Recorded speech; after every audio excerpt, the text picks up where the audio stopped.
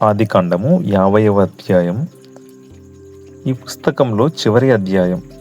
ఇది ప్రధానంగా యాకోబు అంత్యక్రియలు మరియు యోసేపు మరణం చుట్టూ తిరుగుతుంది. దేవుని ప్రణాళికలు మనుషుల ఉద్దేశాల కంటే గొప్పవని యోసేపు తన సోదరులను క్షమించడం ద్వారా ఈ అధ్యాయం మనకు తెలియజేస్తుంది. ఇందులోని ముఖ్య సంఘటనలు ఇలా ఉన్నాయి. యాకోబు చనిపోయిన తర్వాత యోసేపు తన తండ్రి కోసం ఏడ్చి ఆయనను ముద్దు పెట్టుకున్నాడు.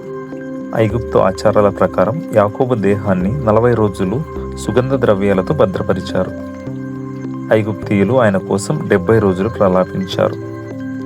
ఫరో అనుమతితో యోసేపు మరియు అతని సోదరులు ఐగుప్తు పెద్దలు కలిసి భారీ సమూహంగా కనాను దేశానికి వెళ్లారు.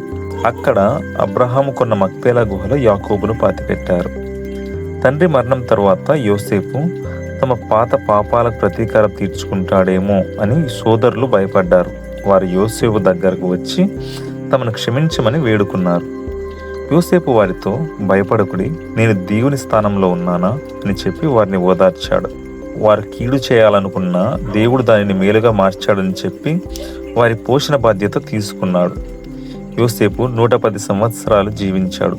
దేవుడు ఖచ్చితంగా ఇశ్రాయేలీయులను దర్శించి కనానుకు తీసుకువెళ్తాడని ప్రవచించాడు. ఆ సమయంలో తన ఎముకలను కూడా తీసుకువెళ్లాలని ప్రమాణం చేయించుకుని మరణించాడు. ఇందులోని ముఖ్యమైన వచనం, మీరు నాకు కీడి చేయని ఉద్దేశించితిరి గాని నేడు జరుగుచున్నట్లు అనగా బహుజనులను బ్రతికించినట్లుగా అది మేలుకే దేవుడు ఉద్దేశించును. సారాంశం: అధికారం చేతిలో ఉన్నప్పటికీ యోసేపు పగ తీర్చుకోలేదు.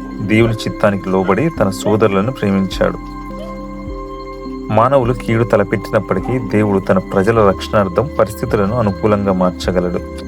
యోసేపు మరణించేటప్పుడు కూడా దేవుడు ఇశ్రాయేలీయులను ఐగుప్తు నుండి వాగ్దాన దేశానికి నడిపిస్తాడని బలంగా నమ్మాడు.